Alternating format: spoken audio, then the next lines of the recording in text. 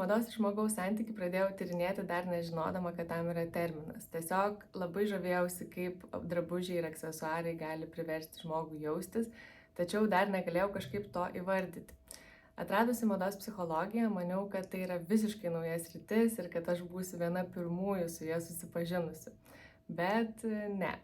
Pasirodo, mados psichologijos šaknys siekia XIX amžių.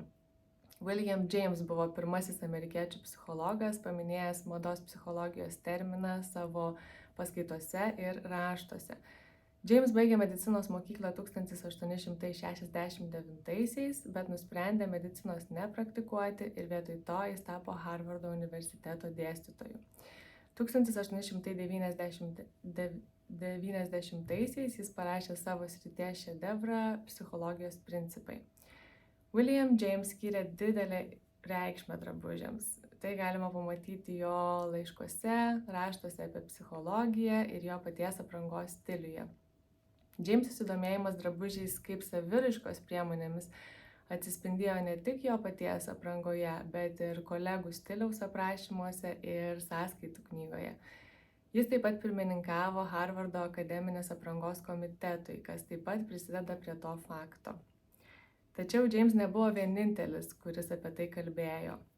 Jo veikla buvo įkvėpta vokiečių gydytojo, filosofo ir mokslinio psichologo Rudolf Hermann Lotze išleisto straipsnio Mikrokosmas – esė apie žmogų ir jo santykį su pasauliu.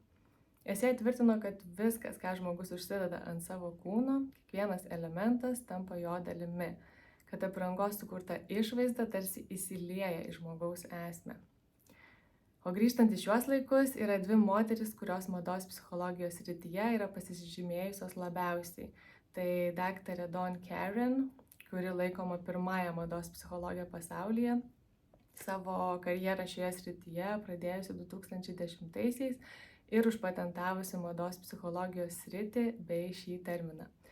Ir taip pat daktarė Carolyn Mayer 2012 metais sukūrusi pirmąjį mados psichologijos kursą Londono menų universitete.